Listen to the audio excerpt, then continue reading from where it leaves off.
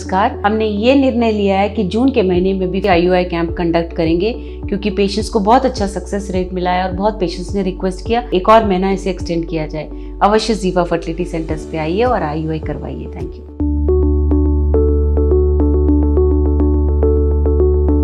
नमस्कार, मेरा नाम डॉक्टर सुवर्चला है। मैं जीवा फर्टिलिटी सेंटर्स में साइंटिफिक डायरेक्टर हूँ। आज हम यूट्राइन स्कारिंग के बारे में बात करेंगे। ये स्कारिंग है क्या? यूट्राइन स्कारिंग एक तरह का चोट लगने जैसा है जो एंडोमेट्रियम को होता है। इससे पहले कि हम इसके बारे में समझें, पहले हम यूट्रस के गर्भ के पार्ट्स के बारे में समझेंगे। जो बाहर का लेयर है उसे सेरोसा कहते हैं, जो अंदर का ये लेयर है इसे मायोमेट्रियम कहते हैं, और जो ये ठीक अंदर का लेयर है इसे एंडोमेट्रियम कहते हैं। ये लेयर वही लेयर है जो आपको पीरियड में हर महीने बाहर खून की तरह आता है, और ये वही लेयर है जहाँ पे जो बच्चा होता है वहाँ बड़ा होता है। तो ये जो अंडा रिलीज होता है ट्यूब में फर्टिलाइज होने के बाद जब गर्भ के अंदर आता है, यहाँ पे वो बच्चा बड़ा होने लगता है। तो ये हुआ गर्भ के पार्ट्स और उसके इम्पोर्टेंस।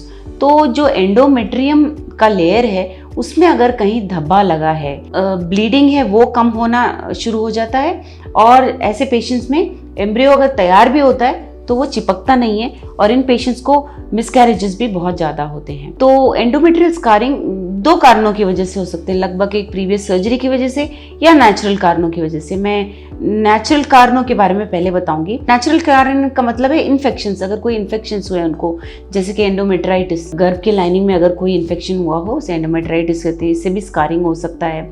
और सेक्सुअली ट्रांसमिटेड डिजीजेस जैसे गनोरिया, क्लेमिडिया, इनकी वजह से भी ये स्कारिंग हो सकता है।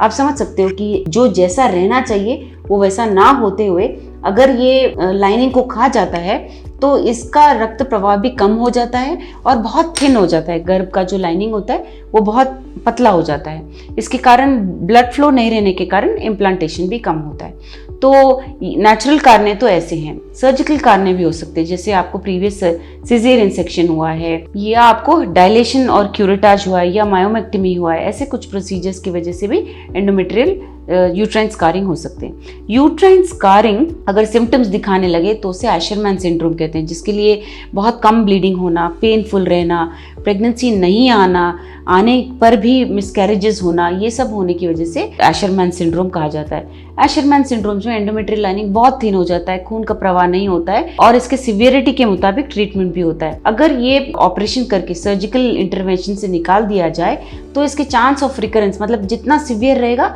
उतना ज़्यादा चांस रहेगा उसका बाद में फिर आने के लिए। अगर ज़्यादा सिवियरिटी है तो 33 से 40, मतलब 14% कम सिवियरिटी वालों को और 33% ज़्यादा सिवियरिटी वालों को रिकरेंस होता है, यानी कि सर्जरी के बाद भी बार बार आना।